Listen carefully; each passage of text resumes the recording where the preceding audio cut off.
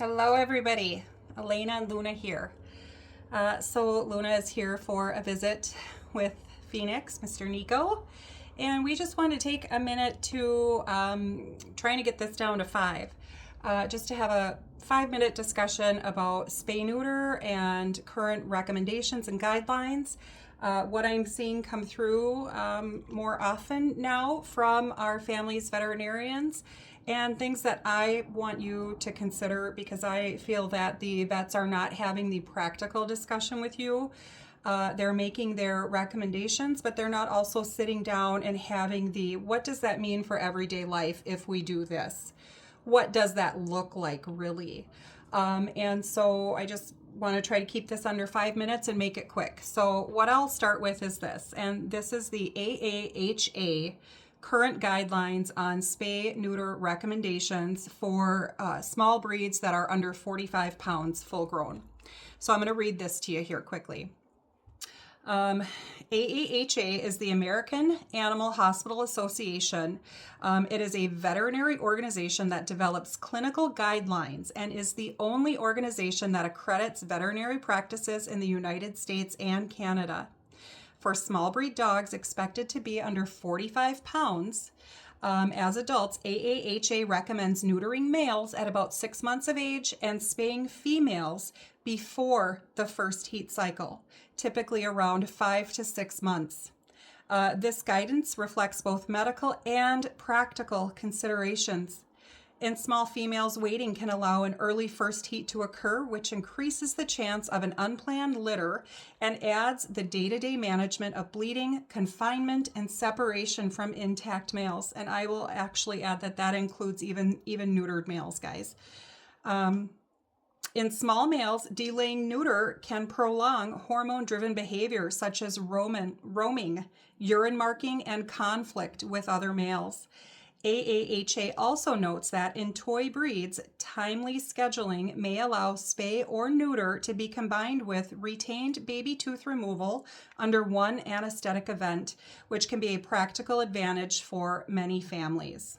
Okay, so with that, let's talk about that. So I recently had a veterinary report come through where their vet was recommending that the female be spayed at 12 to 15 months of age. Okay, that the vet wanted her to go through 1 or 2 heat cycles. And here's the deal, guys. This is a 4.8 pound, 4-month-old female. She's tiny. She'll be lucky to be 10 pounds full grown. Definitely falls into that toy breed, toy small dog category. And what I'm finding is that the vets are making these recommendations, and the recommendation, one of them was that it can help decrease the risk of urinary incontinence. I have never seen that in 9 years of doing this with our females being spayed by 7 months of age, guys, right? You're more likely to see that with a female who's had multiple litters who's then spayed. And even with that, all of our retired females, I've not seen that. And so I take that as an outlier rationale, right? When you look at common things being common, I would like to see vets having more of a practical discussion with our families. That includes, I truly just don't think our vets have really ever owned an intact male and or female, have any experience with breeding. I think very few actually do. So this is my takeaway that I want you guys to consider. An intact female, they can have a silent heat that you don't even know about, right? Males will come from miles. I kid you not.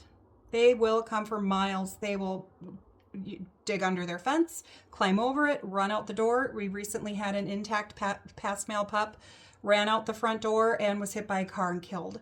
They are more guided by their hormones, hormone-driven behavior, which puts them at risk for safety concerns. With your females, when she is in heat, if the heats that you know about, they have to be watched 24/7. There is no more just letting them out the door in the backyard and thinking that they're safe. We had a Springer Spaniel who our vet recommended we wait. This was in our 20s until she had a heat cycle or two. Our neighbors had a neutered male, older male who was neutered. Their son came over, brought his male husky. I was getting ready for work. taking care of a baby, getting ready for work. Let my girl out the door feeling she's in a fenced-in yard, she's safe. What do I know, right? At that time, the vet didn't have a discussion with me about what really that means, right? The neighbor's husky jumped the fence, bred my female, and 63 days later, we have 8 puppies that I now have to care for, had to call into work to deliver, and the expense and mess and time that came with that, right? Sprusky puppies. And so I'll leave you with that on that note. But with your female, these males coming from far and wide, the act in and of itself could kill her if it's a bigger male, right? These males can get downright aggressive, you guys, and it can happen like that. You may not even know it happened if you don't know she's in heat, even with a silent heat. Next thing you know, she's pregnant and you have no idea how it happened, who it was, how big the dog was. You missed your window on getting the medications to terminate the pregnancy or to spay her to terminate the pregnancy at that time. You're now looking at x-rays and testing and timing. How big are these puppies? Is she going to deliver them on her own? Are we going to need an emergency C-section to the tune of $5,000? And so I will just say that the vets are not telling you, like, look, if you're going through a heat cycle or two for 3 to 4 weeks time, right? They're in heat longer than just when you're seeing spots of blood, if you're even seeing a spot of blood, guys.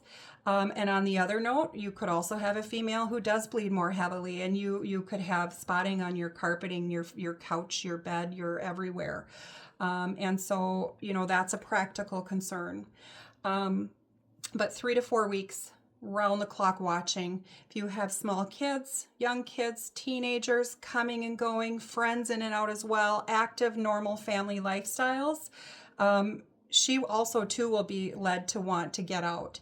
And there you have that as well. It really just is a practical concern. We recently got a guardian home girl back whose family, despite all of the, in advance discussions, I fully believe, how do you know what you don't know? And once, they were starting to realize what it really meant and how that looked like in their everyday life, in the end, we made the decision together that she was returned to me because she just could not provide fully for her safety, and she had concerns with that, with her family of teenagers and 9-year-old son. So, I want you to keep that in mind.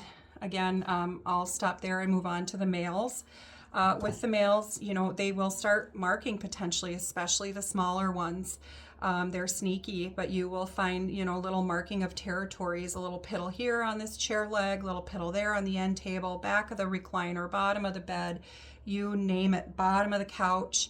Everywhere becomes their marking territory. And once that behavior starts, it may or may not be corrected with neutering them.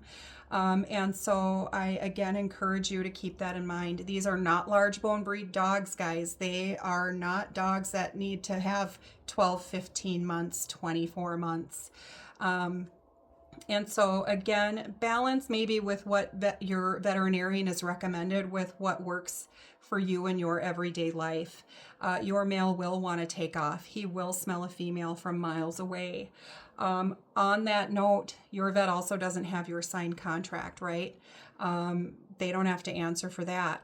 That probably wasn't even brought into the discussion, right?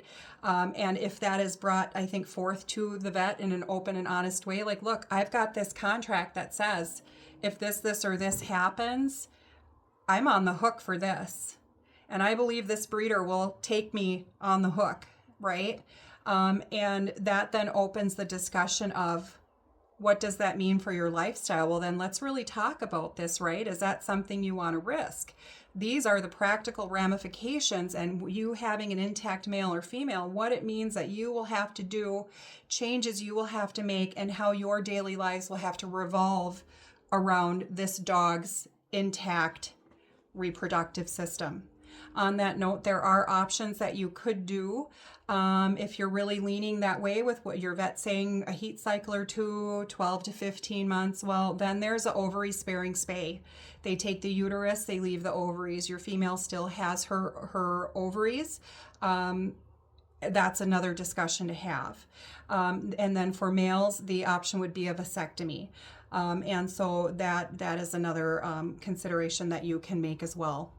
With the vasectomies, you would need, I believe it was 6 weeks, the post check to make sure that there's azoospermia. There's no, it took care of it. There's no semen, no sperm there in the semen. So lots to consider, you guys. I also want you to keep in mind, like with brucellosis, it's a canine STD. We're seeing more of it in Minnesota. It's transmittable to humans. It's spread from dogs and people, through saliva, through urine, through semen, through vaginal fluid, and we are seeing more of it. It used to be that dogs that were infected with that, and this can be an asymptomatic infection, by the way, too. And so dogs that are infected with it, it used to be they had to be euthanized. There's no cure. That's that. Well, now what they're doing is they're bringing in these dogs from the south, from other states where it's more prevalent, and rather than euthanizing, they are allowing these dogs to go into people's homes, provided they sign a contract. We know how contracts can be, right? Provided that they sign a contract that says that they will not allow this dog into public places. That dog will remain only in its fenced-in yard, period, for life. Okay. Even a neutered male will still want to come to your female. Luna's family told me that her brothers, they have 3 bluebirds. Her brothers were going crazy today because she is at ovulation. And so I tell you, with that, I'd want to give you a snippet. Male dogs, especially intact ones, they are insane when there is a female in heat. And again, their nose works. They can smell it for miles, guys. The closer they get, the more insane they are. They will stop at nothing. They don't eat. They don't sleep. They will hurt themselves if they have to get at that female. That is all they think. That's the way God made them, to do what they have to do to get the job done. They are not humans. On that note, I want you to consider that the female dog, the canine uterus, is different than humans, guys. They're different than us. A female dog who goes through a heat cycle is going through the exact same thing as if she were pregnant. Yes.